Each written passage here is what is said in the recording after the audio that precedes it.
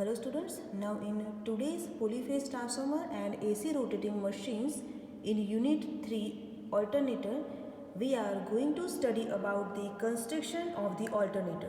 Okay, so in previous lecture we have studied about the stationary magnetic field and rotating armature type alternator.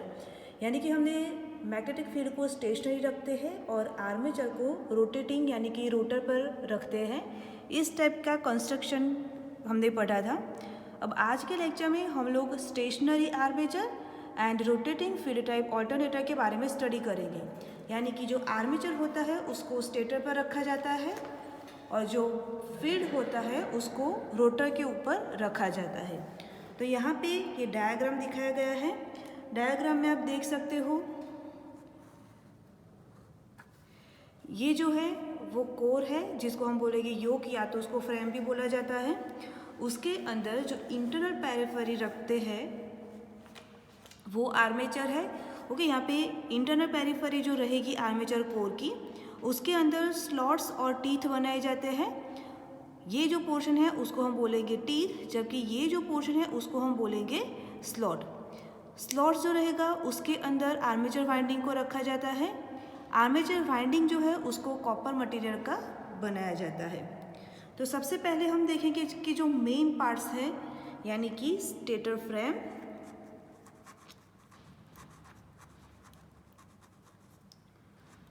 तो stator frame तो बाहर का जो outer portion है it is known as the stator frame, जिसको yoke भी कहा जा सकता है. तो योक का फंक्शन क्या है? तो जो इंटरनल पार्ट्स है यानी कि यहाँ पे आर्मेचर कोर यूज़ की गई है, तो आर्मेचर कोर को सपोर्ट देने का वो काम करता है. अब वो कौन से मटेरियल की बनी हुई रहती है? तो जो माइल्ड स्टील प्लेट्स होती है उसकी स्टेटर कोर बनाई जाती है. यानी कि जो स्टेटर फ्रेम उसका जो फंक्शन है वो है support the armature core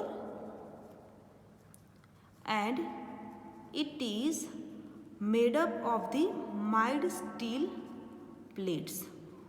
Okay, now second important part जो है वो है स्टेटर कोर.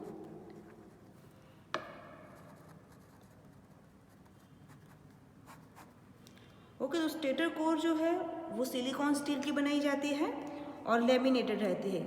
हम सिलिकॉन स्टील यूज़ करेंगे तो इसकी वजह से क्या होगा, जो हिस्टेरिसिस लॉस है वो रिड्यूस हो जाएंगे.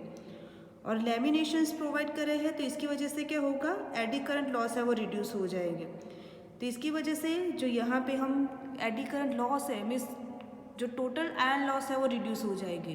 तो एडी करंट लॉस को रिड्यूस करने के लिए हम लैमिनेटेड बॉडी यूज़ करते हैं, सॉलिड बॉडी यूज़ करते नहीं है. And because of that laminations are provided. So what is the reason behind that one? To reduce eddy current loss we use laminated body. Next one is the armature winding. So armature winding को हमने कहाँ रखा है?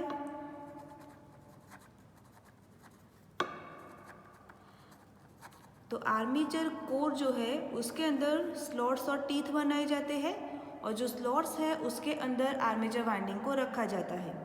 जो armature winding रहते हैं वो copper material के बने हुए होते हैं. आर्मेचर वाइंडिंग है उसको हम स्टार में भी कनेक्ट कर सकते हैं और डेल्टा में भी कनेक्ट कर सकते हैं.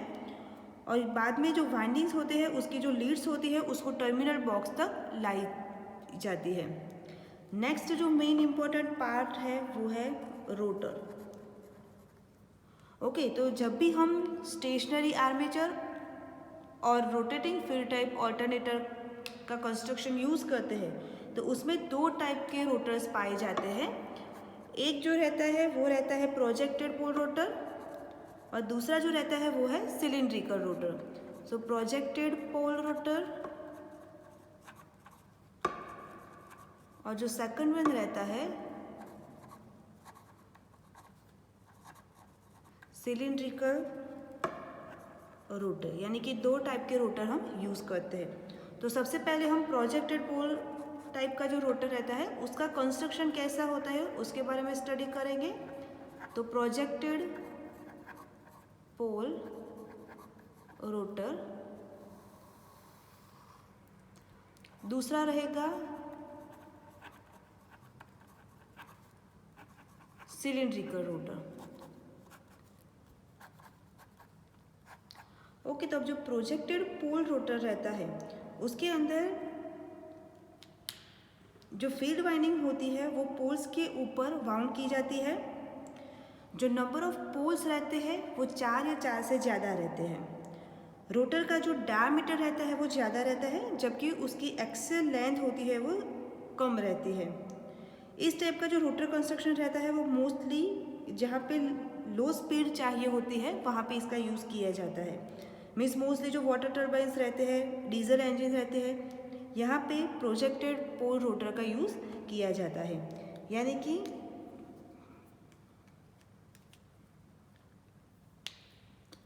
जो नंबर ऑफ पोल्स रहते हैं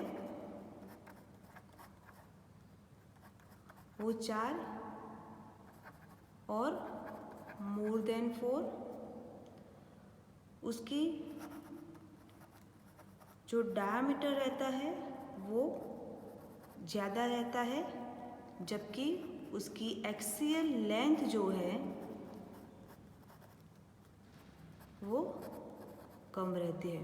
और अगर उसके हम एप्लीकेशन देखने जाए तो मोस्टली जो लो स्पीड एप्लीकेशन है वहाँ पे प्रोजेक्टेड पोल रोटर का यूज़ किया जाता है। यानी कि वाटर टर्बाइंस, डीजल इंजन, इन सब में प्रोजेक्टेड पोल रोटर का यूज़ किया जाता है। अगर हम इसका कंस्ट्रक्शन देखने जाए तो यहाँ पे ये जो है वो शाफ्ट है। प्रोजेक्टेड पोल रोटर कैसा रहता है वो हम देखते हैं।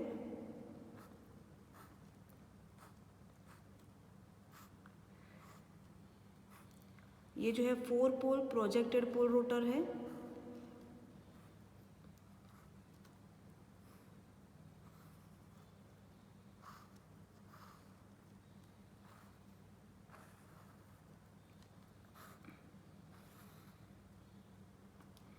ओके, यहाँ पे जो पोल रहते हैं यहाँ पे फील्ड वाइंडिंग को वाउंड किया जाता है।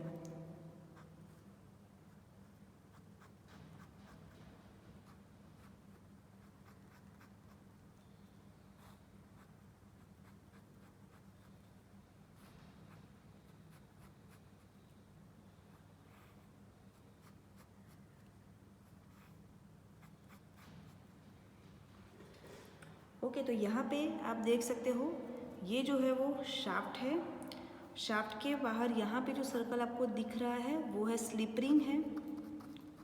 स्लिप रिंग क्यों लगाई जाती है कि वहाँ से जो आउटपुट है उसको कलेक्ट किया जाता है। ओके, ये जो है वो है फील्ड वाइंडिंग।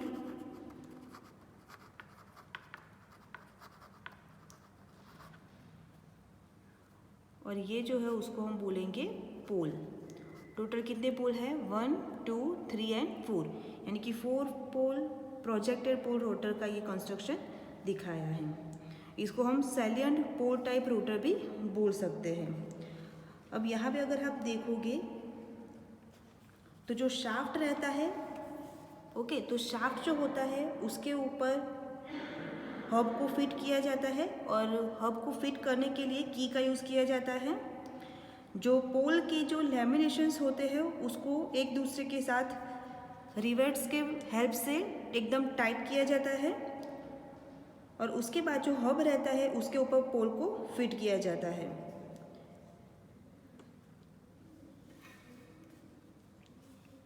मोस्टली जो क्लोज्ड स्लॉट्स होते हैं उसका यूज़ किया जाता है और ये जो क्लोज्ड स्लॉट्स रहते हैं वो कॉपर बार के बने हुए होते हैं। और जो कॉपर बार्स के जब हम बनाते हैं तो उसके जो एंड टर्मिनल्स होते हैं उसको शॉर्ट सर्किटिंग रिंग होती है जो कॉपर मटेरियल की बनी हुई होती है, इससे शॉर्ट किया जाता है। तो इस टाइप का जो वाइंडिंग का कंस्ट्रक्शन होगा उसको हम डैम्पर वाइंडिंग बोलेंगे। अब यहाँ पे जो हम डैम्पर वाइंडिंग लगाते हैं इसके अलावा भी जो फील्ड वाइंडिंग रहती है उसको पोल्स पे रखा जाता है। स्लिप रिंग्स भी प्रोवाइड की जाती है शाफ्ट के ऊपर और स्लिप रिंग का फंक्शन क्या है, तो आउटपुट को बाहर लेने के लिए स्लिप रिंग्स का यूज़ किया जाता है।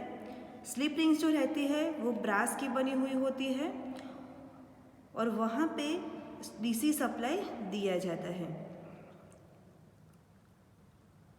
जब भी ऑल्टरनेटर यूज़ करते हैं प्रोजेक्टेड पोल रोटर रहता है, तो उस टाइप में जो स्लिप रिंग्स होती है वो दो, number of slip rings are 2।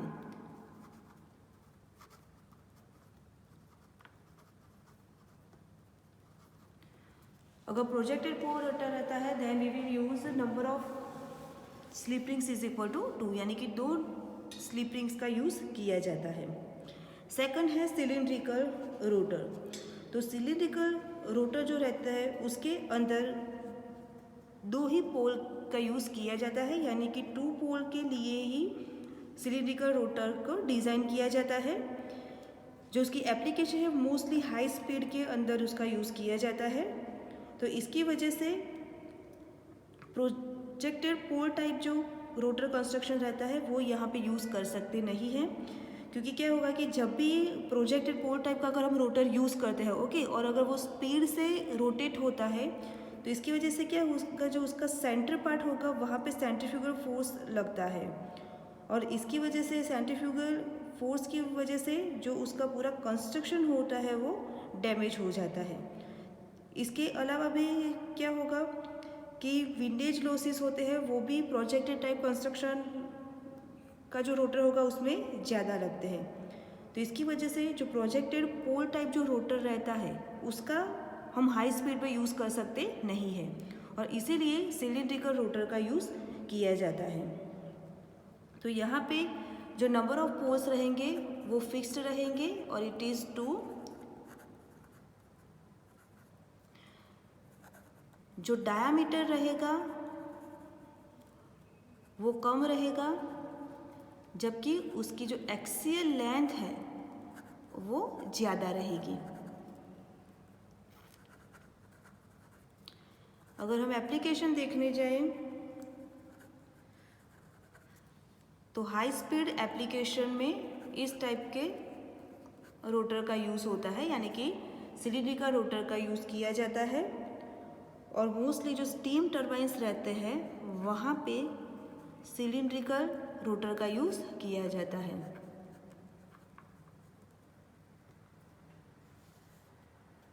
So this is the construction of the cylindrical rotor. अगर हम डायग्राम के थ्रू अगर इसका कंस्ट्रक्शन समझने जाए तो यहाँ पे जस्ट सपोज शाफ्ट है,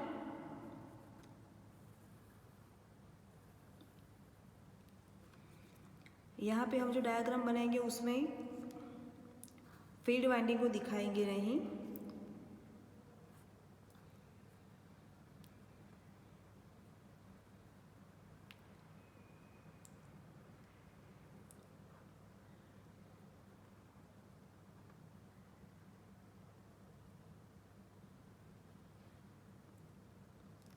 इस टाइप के स्लॉट्स जो होते हैं वो बनाए जाते हैं, और जो एक स्लॉट रहता है उसके अंदर अगर हम वाइंडिंग कैसे रखते हैं वो देखते हैं।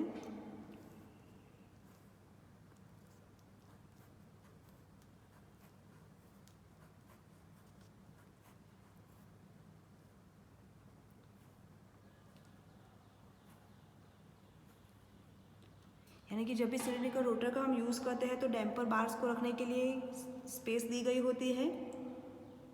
इसके अलावा कूलिंग के लिए भी अरेंजमेंट की गई होती है।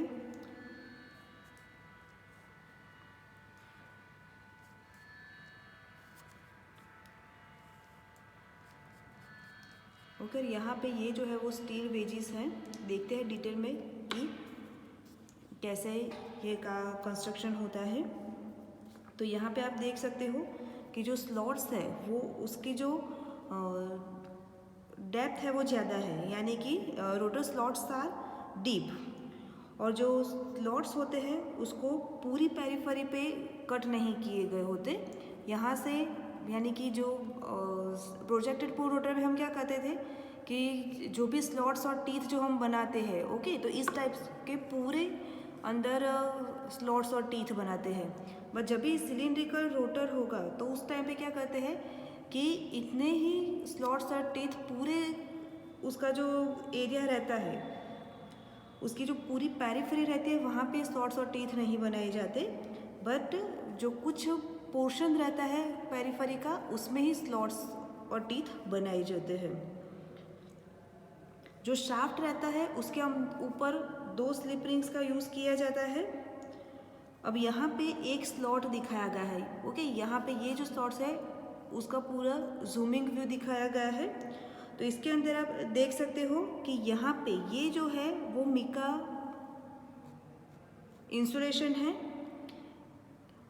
यहाँ पे कॉपर कंडक्टर को रखा जाता है।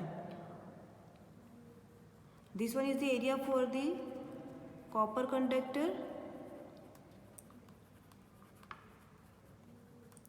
उसके आसपास माइका इंसुलेशन किया गया होता है।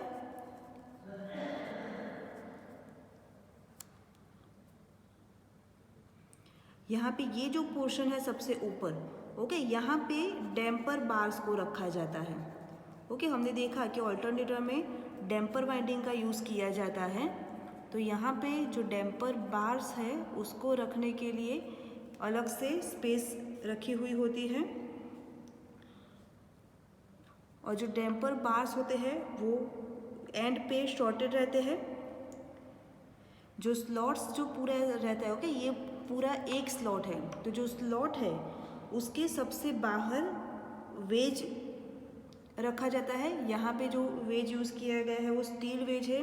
तो स्टील वेज की हेल्प से क्या होगा कि अंदर के जो कॉपर कंडक्टर्स है यानी कि हाई स्पीड पे ये काम करने वाला है। ओके, तो जो सेंट्रीफ्यूगल फोर्स प्रोड्यूस होता है तो उसकी वजह से जो अंदर का जो कंडक्टर्स है वो पूरा डैमेज होकर टूट के बाहर नहीं निकल जाते, इसलिए स्लॉट्स के ऊपर ऐसे वेजेस लगाए गए होते हैं।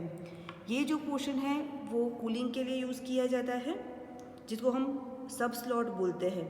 ओके, यानी कि देयर इज सब slot at the bottom of the slot and this is used for the cooling purpose. So this is the main difference between the projected pole rotor and the cylindrical rotor.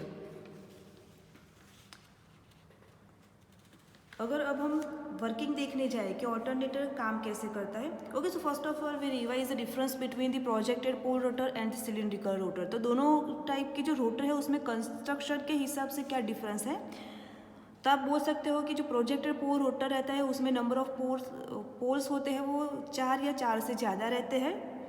जो उसका diameter रहता है वो ज़्यादा रहता है, जबकि length है उसकी कम रहती है. अगर उसमें हम साइड व्यू अगर देखने जाए तो जो ये जो है उसको हम एक्सियल लेंथ बोलेंगे, जबकि ये जो है वो डायमीटर है. ओके, तो डायमीटर है उसका ज़्यादा रहेगा, जबकि उसकी लेंथ है वो एक्सियल लेंथ रहेगी. अगर उसकी एप्लीकेशन देखने जाए तो मोस्टली जो लो स्पीड पे जो एप्लीकेशन है उसमें उसका यूज़ किया जाता है. सो मोस्टली वाटर टर्बाइंस और जो डीजल इंजन रहते हैं वो दोनों लो स्पीड पे काम करते हैं और इसलिए वहाँ पे प्रोजेक्टेड पोल रोटर का यूज़ किया जाता है. और अगर उसका हम डायग्राम देखने जाए तो इस टाइप के प्रोजेक्टेड पोल रोटर होता है. जबकि अगर हम सिलिंड्रिकल रोटर के बारे में डिस्कस करते हैं तो जो नंबर ऑफ पोल्स है वो फिक्स्ड रहती है और number of poles is equal to 2. Diameter है वो उसका कम रहता है, जबकि उसकी एक्सियल लेंथ है वो ज़्यादा रहती है. और अगर उसकी एप्लीकेशन देखने जाए तो मोस्टली जो हाई स्पीड एप्लीकेशन है लाइक स्टीम टर्बाइंस उसके अंदर सिलिंड्रिकल रोटर का यूज़ किया जाता है. ये जो है उसका कंस्ट्रक्शन दिखाया गया है. पूरी पेरिफेरी पे स्लॉट्स बनाए जाते नहीं हैं, पर कुछ जो पोर्शन रहता है पेरिफेरी का उसके अंदर ही स्लॉट्स और टीथ बनाए जाते हैं.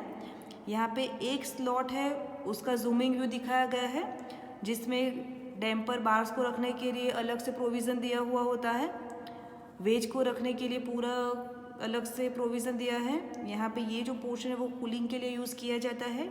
कंडक्टर्स को बीच में रख के उसके आसपास माइका इंसुलेशन प्रोवाइड किया गया होता है.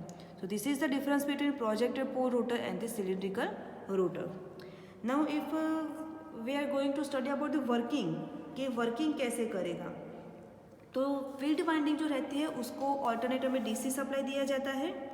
अब जब भी फील्ड वाइंडिंग को डीसी सप्लाई दिया जाएगा तो मैग्नेटिक फील्ड प्रोड्यूस होगा. अब जो रोटर होता है उसको प्राइम मूवर की हेल्प से रोटेट करवाया जाता है, और जैसे ही रोटर प्राइम मूवर की हेल्प से रोटेट होता है तो ये जो मैग्नेटिक फील्ड जो क्रिएट हुआ है वो आर्मेचर कंडक्टर की हेल्प से कट होगा. यानी कि आपको d phi by d t मिलेगा. d∅dt मिलेगा, यानी कि EMF इंड्यूस्ड होगा। बट ये जो EMF है वो कहाँ पे इंड्यूस्ड होगा? आर्मेचर कंडक्टर के अंदर। अब जब भी आर्मेचर को लोड के साथ कनेक्ट किया जाएगा तो उस टाइम पे आर्मेचर में से करंट फ्लो होना शुरू हो जाएगा, और जैसे जैसे लोड इंक्रीज होगा वैसे वैसे जो प्राइम मूवर है वो मैकेनिकल एनर्जी देता जाएगा, यानी कि as the load increase prime mover provides more and more mechanical energy, so this mechanical energy is converted into the electrical energy by the alternator. Okay, तो सबसे पहले क्या करना है, फील्ड वाइंडिंग को डीसी सप्लाई देना है, तो उसकी वजह से मैग्नेटिक फील्ड प्रोड्यूस होगा। अब ये जो मैग्नेटिक फील्ड है उसको कट करवाना पड़ेगा, तो उसकी वजह से EMF इंड्यूस होगा। ओके, तो इसके लिए हम क्या करेंगे, प्राइम मूवर की हेल्प से रोटर को रोटेट किया जाएगा।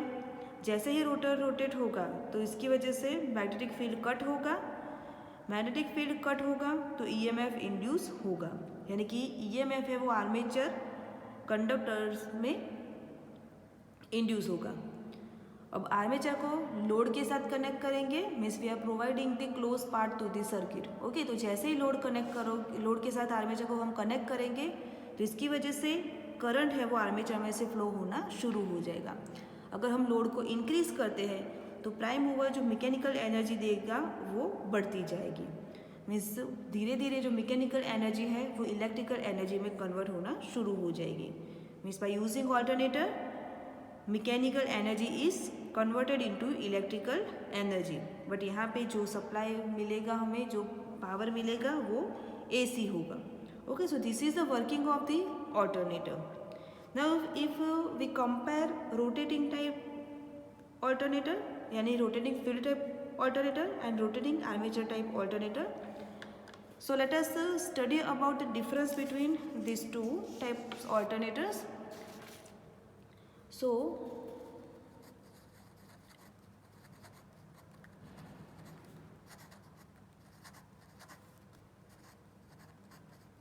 rotating field type alternator and second one है rotating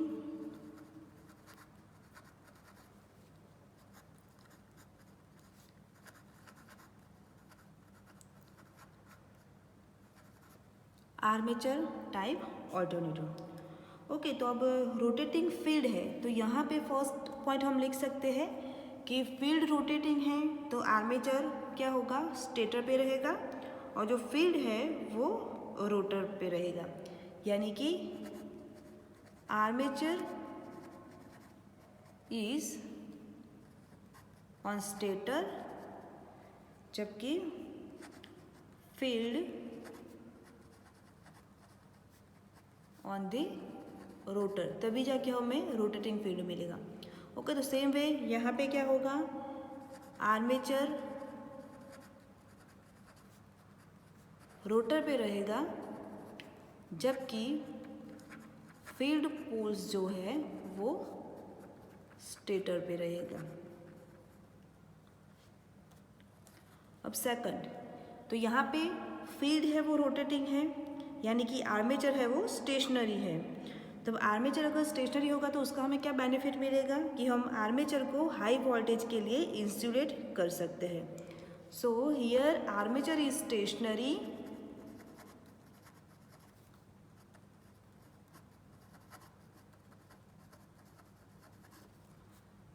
so we can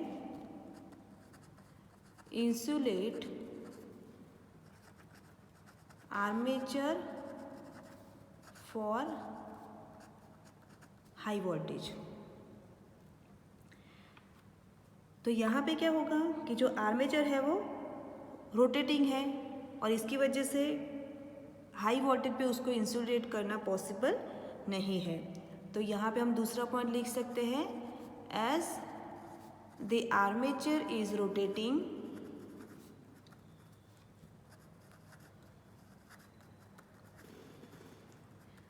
it is difficult to insulate armature for high voltage.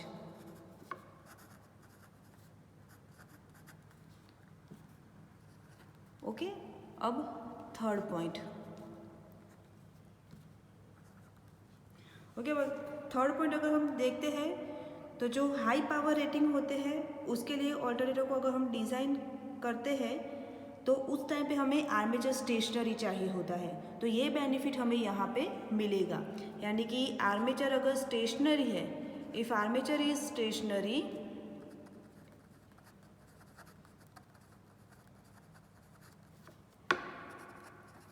we can design alternator for high voltage.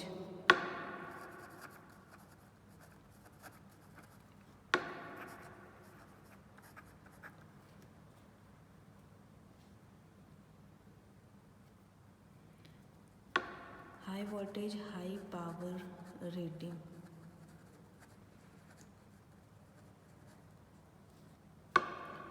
But यहाँ पे क्या होगा कि अगर पावर रेटिंग बढ़ता है तो आर्मेचर का जो वेट है वो बढ़ जाएगा। तो इसकी वजह से अगर हम rotating armature type construction use करते हैं तो it can not be design for high power rating.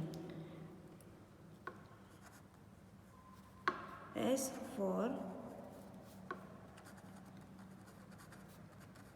High power rating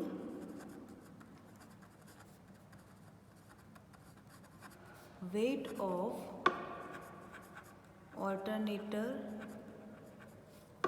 is increased and so it can not be designed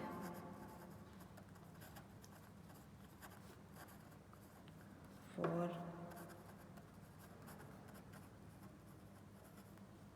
high power rating. Now next fourth one है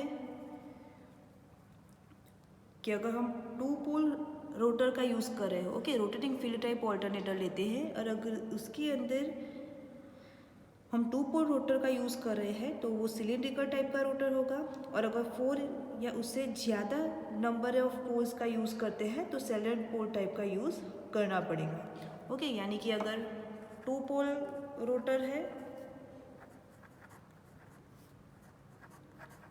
तो cylindrical rotor का use करना पड़ेगा, और अगर 4 पोल और उससे ज़्यादा नंबर ऑफ पोल्स रहते हैं तो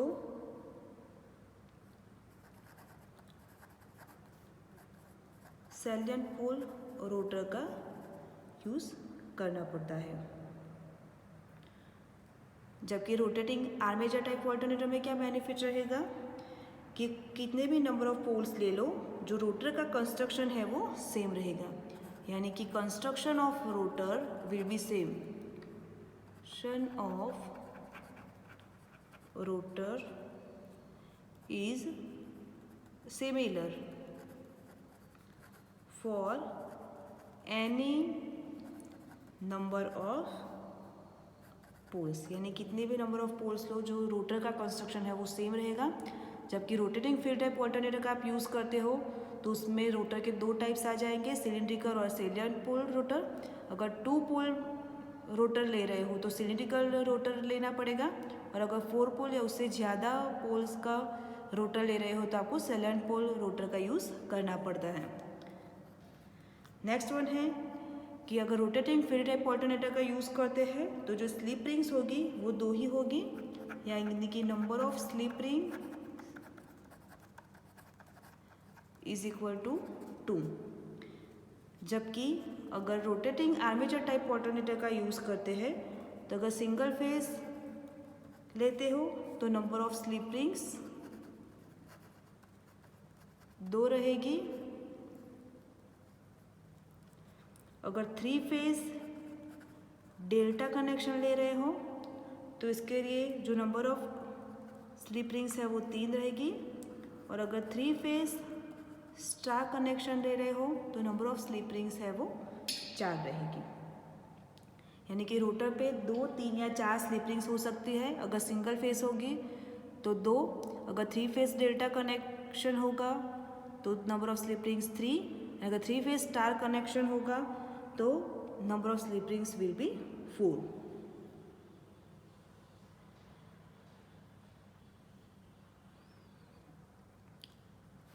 अब उसकी एप्लीकेशन, तो जो रोटेटिंग फील्ड टाइप का जो ऑल्टरनेटर है वो mostly high voltage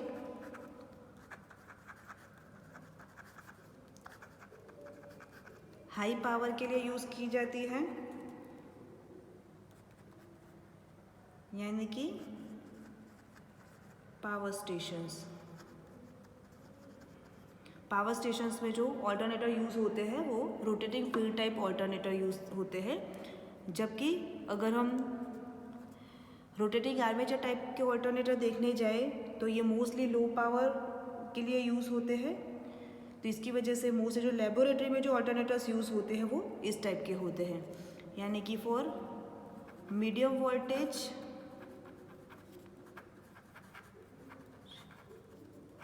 low power rotating armature type alternator is used, and mostly it is used in the laboratory. Means कि जो लेबोरेटरी में जो भी ऑल्टरनेटर्स यूज़ होते हैं वो रोटेटिंग आर्मेचर टाइप ऑल्टरनेटर रहते हैं.